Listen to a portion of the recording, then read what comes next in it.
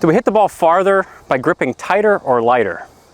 The longest players say we grip tighter. Let's see.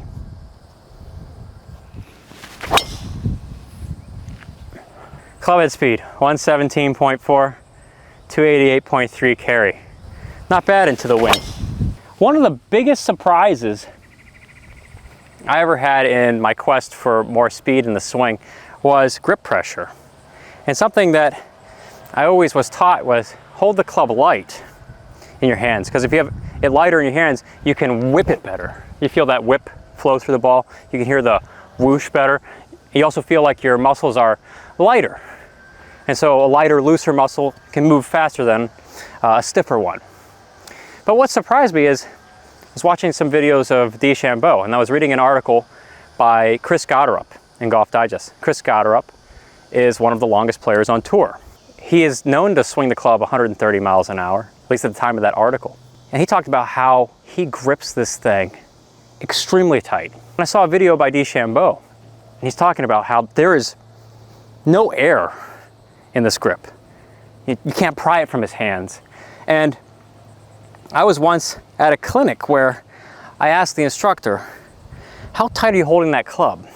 I pushed his hand, and it was like my finger was bouncing off a cement block. Changed my perception of grip pressure entirely. I always thought grip pressure was the thing that would put the swing together. If you hold it really light, then loosey-goosey to the top, everything just happens.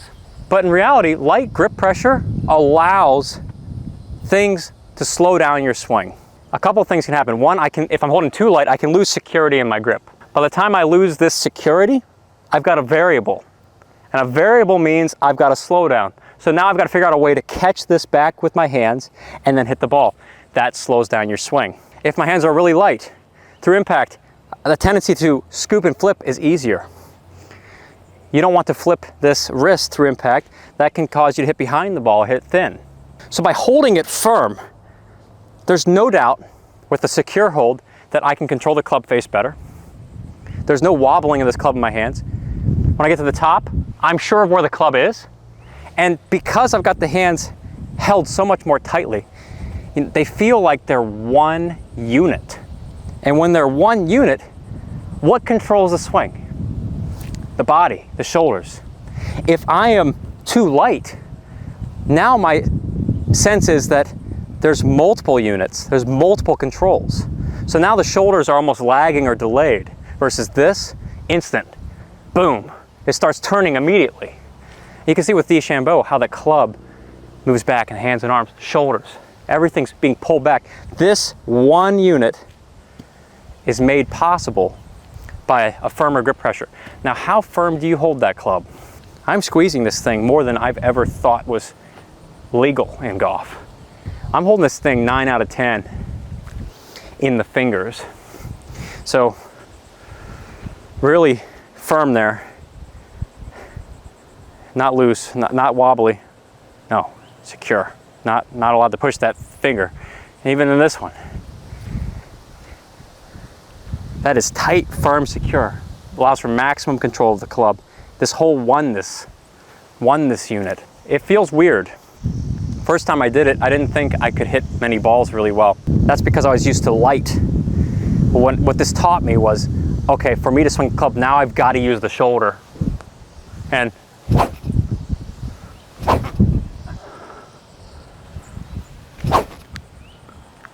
a lot of speed out there. Firmer hold, shoulders, control the swing. 115.7. Nice. Let's see if we can juice it up again. What I love about a firmer grip is that I can swing faster with the shoulders.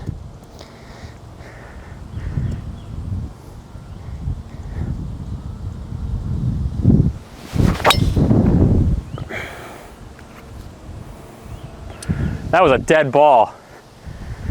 There we go, nice. 118. I really felt the shoulders on that one. I felt my lower body getting a little overactive. When I start to get tired, I start to try and lunge with the lower body, which slows down the shoulders. So on that one that went 118, I focus exclusively on ripping the shoulders because you hear that speed. That is the feeling I need with this firm grip to take advantage of it. So firm grip has a huge advantage in the power department. I couldn't do that with a light grip. In fact, I'm not confident enough in my swing anymore to swing with a light grip pressure because I don't know where the face is gonna be. Like this is consistently in the middle. I don't know where that face is gonna point with a light grip pressure because it's so wobbly in my fingers. Another thing you wanna consider when holding the club firmer, it's easier to hold it firmer with a fatter grip. So if you got yourself a standard grip and you've got large hands, it's going to feel extremely tight for you to hold this thing secure. That's why I've got at least a mid-size or large hands, 7.5 inches here, medium large grip, glove size. And so that's why you saw me using the Dechambeau Max XLs in previous videos. I love the feel because I can hold those tighter. Now I like this mid-size because I hold that similarly secure. So let me get back to swinging with my shoulders again and not trying to lunge my lower body, which happens when I get a little tired.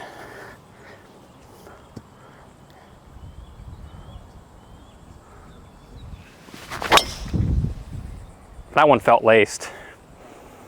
That shoulder got through. Yeah, that was much better. So I kind of corrected my own little problem there. Gave myself 4 or 5 more miles an hour of club head speed, 117.9, just by eliminating the extra lower body lunge. Another huge benefit to this is great impact position.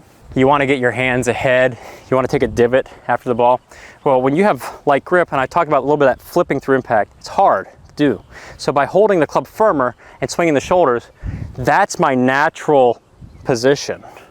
It gives me a better chance to apply pressure on my hands down and through the ball this way. Versus with light, it's hard to tell. The two hands are so light that they're competing. So you see that, and then the right hand gets in a position where it's impossible to hit well from.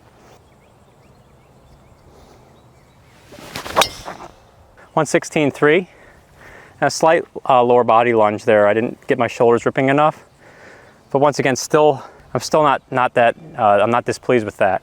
Why are the longest players gripping it tight? Do you think that they're the longest players because they grip it tight? I think it's a definite trait of how to control the club if you're going to move it fast. Logic tells me when I'm holding a hammer, I'm trying to hit a nail, that I hold a hammer tight. I hold the tool tight because I don't want the hammer bouncing. You think about applying energy, holding this firm. You know, a great example, Mr. Cameraman, my hitting coach, he would take a bat. Why don't you put that thing down? You can demonstrate the classic Segudo hitting way. Did we do firm grip with baseball? Or was it loose in your hands? Oh no, it had to be firm. Had to be firm. Yeah, because you wanted to be here so I couldn't push against you. Right. How would you grip the bat for maximum power?